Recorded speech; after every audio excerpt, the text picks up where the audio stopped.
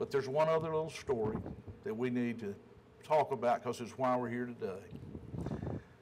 Those strong, resilient, self-reliant Mississippians, with their courage and compassion, received help from nearly 1 million volunteers.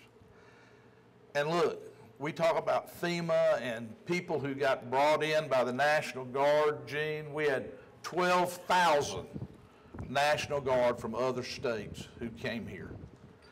We had 600 law enforcement just from Florida. Not to mention Alabama and Georgia and Kansas and all the states that sent them in and sent them in. And they did so much good, but one of the things I will never forget is how many times in the year afterwards I would bump into somebody and he'd say, I'm Fred from Kansas. I've got my family down here on vacation. I got sent in here after the storm with the Kansas Highway Patrol, and we ran the morgue with your guys, and I wanted my family to come back. Over and over, you would run into people who got sent here by the Guard, who got sent here by FEMA, and they brought their families back to volunteer. And you know, some of them are still coming. Some of them are still coming to this day. It is altogether fitting and proper that the worst natural disaster in American history would bring out the greatest outpouring of philanthropy and volunteerism in American history, and this one did. And this one did, and we are forever grateful to those people, more than we can say today. But I shared with the Bates family today. They came for 22 months. They came down here from Natchez, 22 months. They ran the volunteer operations for 6 Presbyterian churches.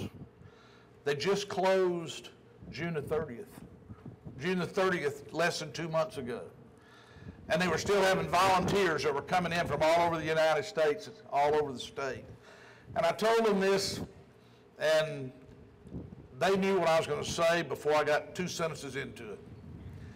The single most common thing I was told by volunteers who came to Mississippi in the wake of the storm, whether it was a month after or a year after, they would say, "Are you the governor?" I'd say, "Yes." And they'd say, "We're from Connecticut or Colorado or California.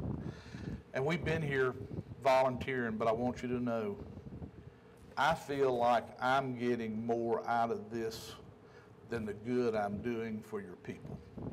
It was a blessing to people.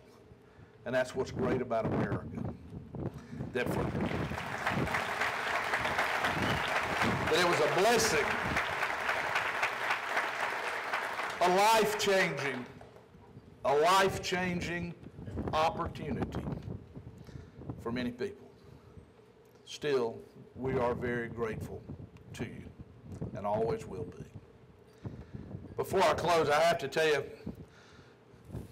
another of my favorite volunteer stories, because it reminded me of something else great about America. Some of you may remember out at Buccaneer State Park, there was a Mormon family named Morrell that was in the construction business, and they just uprooted a bunch of their folks in Utah, brought them down here and built a little tent city that would sleep 700 people. And so we gave them some real estate out there in the state park. They set it up, and I don't know, they'd been here a month or something, and they were going to have a cooking for the community, just invite everybody in kind of that part of Hancock County, just come eat. And they invited all the volunteers. Well, Marcia and I drove up, and I knew, that this was this Mormon church operation for all intents and purposes. Well, I got out of the truck, took about 3 steps. First thing I saw was this big trailer. It said, "Adventists in Action." It's the Seventh-day Adventist cooking operation that they had brought. Well, before I was through, it was every Pentecostal, every Baptist, Methodist, Presbyterian, whatever. And I just thought it was really wonderful. I've never, so ecumenical and so American. And we were getting ready to leave, and of course, I commented on that when I spoke. I was getting ready to leave, and a little man came up to me who said his name was George, and he was from New York. And he said, "I'm really glad I stayed. I almost left to go back. But I called my son, who's a rabbi, and I asked my son, do you think I should come home for the high holy days?" And the rabbi, his son, said, "No, Dad, you will get more of God's grace where you are, doing what you're doing, than coming home for the high holy days."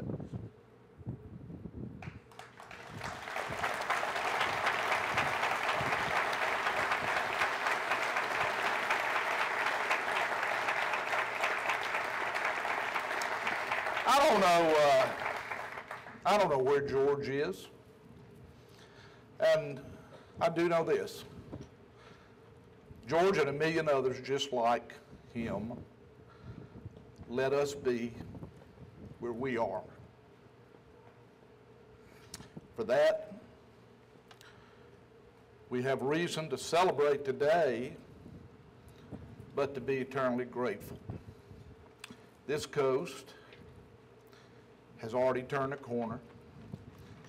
This coast is coming back bigger and better than ever.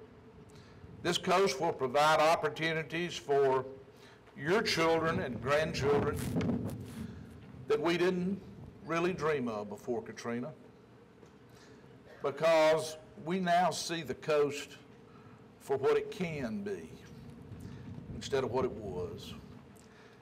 And for that, we do have a good reason to thank God. Thank God.